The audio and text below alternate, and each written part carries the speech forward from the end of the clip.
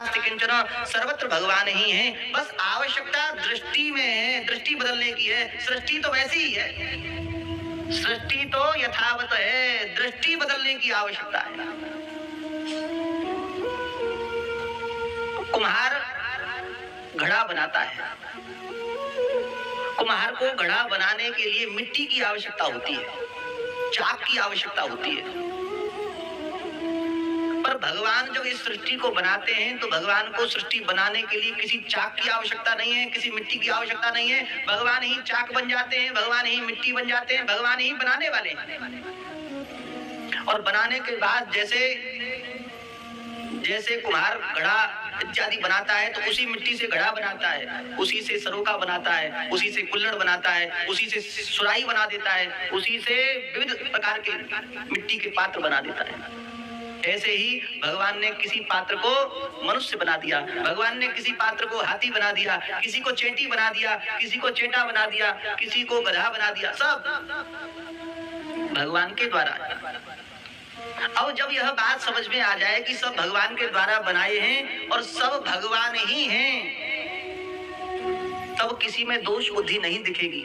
इसी को श्रीमद् भगवद गीता जी में भगवान ने कहा, शुनी चेक स्वपाके च पंडिता समदर्शिनः। पंडित कौन है? पंडित कौन? जो सब में संभाव रखे, वह पंडित है। गोस्वामी जी ने व्यंग भी किया है। गोस्वामी जी एक जगह व्यंग करते हैं, आपको स्मरण होगा, पंडित सोई जो गाल बजावा। ये विधि नहीं है, गाल बजाने वाला तो निम्न है। पंडित कौन है? पंडित वह है जो पंडिता समदर्शिना, जो समदर्शी है। पंडित कौन है? पंडित वह है, पंडित शब्द बनता है तदस्य संजातम तारका दिव्य इतच, इस महर्षि पाणिनि के सूत्र से पंडित शब्द बनता है। और पंडित शब्द का अर्थ है जिसमें पंडा बुद्धि है, वह उस पंडा बुद्धि का मालिक है पंडित। पंडा बुद्धि क्या है? पंडा बुद्धि कहते हैं सदा सद विवेचनी बुद्धि पंडा, सही और गलत का जो विवेचन करके निष्कर्ष निकाल के जो सही में लग जाए वह है पंडित। और जो सही और गलत का विचार करने के बाद भी गलत में ही अटका है, झूठे में ही अटका है, सही में नहीं लगा, वह है झूठा, वह पंडित नहीं।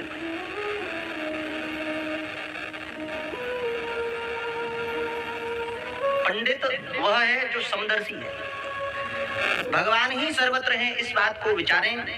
भगवान का भजन ही सत्य है, इस बात को विचार कर जो भगवान के भजन में लग जाए वही पंडित है। तेजो वारि मृदाम यथा विनिमयो यत्र तत्र सर्गो मृषा। यह सृष्टि, यह संसार त्रिसर्ग मृषा है, तीनों कालों में मृषा है, झूठा है। न भूतकाल में था, न वर्तमान में है, न भविष्य में रहेगा। हमारे देखते देखते कितने मर गए, कितने मर रहे हैं और कितने मर जाएंगे और मरेंगे हम भी, इसके बाद भी वैराग्य नहीं होगा।